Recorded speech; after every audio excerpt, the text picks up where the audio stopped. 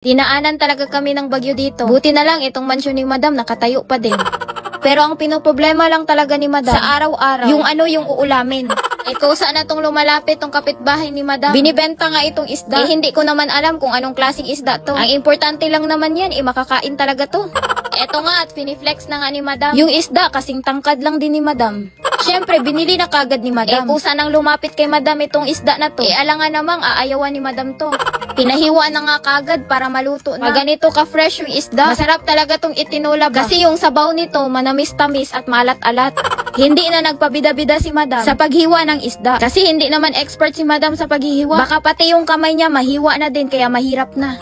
Dahil 2 piraso tong biniling isda ni Madam. Siyempre, 2 putahe ang gagawin dito. Yung isa, ititinola. Ito namang isa, hiniwa na ng pinsan ni Madam nang ganito kaliliit. Kasi masarap din daw tong ikinilaw.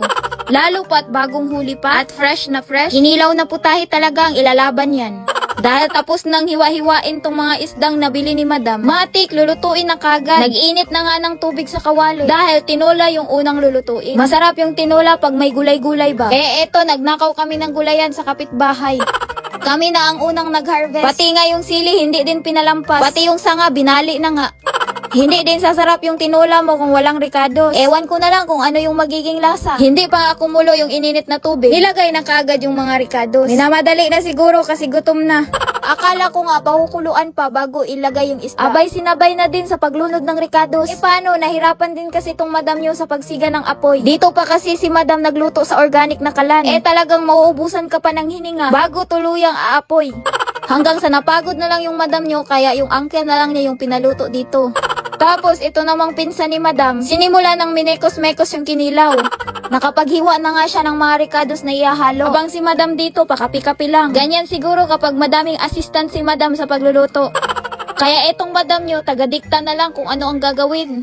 Dahil unti lang yung nanakaw na gulay sa kapitbahay, nagpadagdag na lang si Madam ng cabbage. Masarap din kasi kapag madaming gulay yung ihahalo mo sa tinola. Abay, wag na lang talaga kayong makialam. Baka magreklamo kayong hindi na tinula tong niluluto ni Madam. Sa dami ba namang sabaw na nilagay, alangang magiging adobo yan. Sadyang ganyan lang talaga magluto si Madam ng tinula. Kahit ang ginawa lang naman niya dyan ay taga-tikim lang. Mapagkunwari talaga tong Madam nyo. Huwag kami yung lokohin mo, Madam. Sa dami ng assistant mo, nagkapi-kapi ka na lang. Sinimula na nga timplahan itong kinilaw. Naglagay na nga ng sukang tuba. Tapos hinalo na nga din itong mga ricados. Dahil kinilaw to, alangan namang lulutuin pa. Lahat ng ihahalo dito puro hilaw. Kaya nga tinatawag na kinilaw. Dahil nalagay na nga yung mga ricados no. Tinimplahan lang ng onte. Tapos hinalo na nga yung hiniwang isda. Ilunod na lahat, alangan namang magtitira pa tayo dito. Tapos halo-haloin mo lang yan para ma-mix ang all. Tapos naglagay din ng kalamansi. Mga 3 piraso lang, wag mong pasubrahan.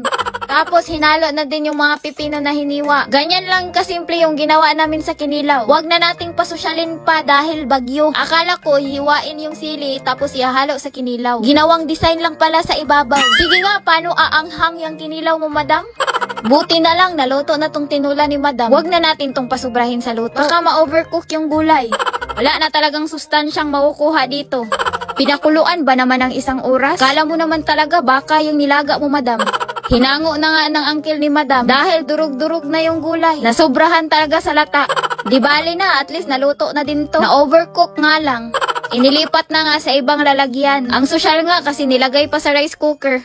Nag-update lang naman si Madam kung ano yung inulam nila sa bagyo. Dahil uminit na, dumaan na siguro. At least may ulam si Madam kahit binagyo. Go.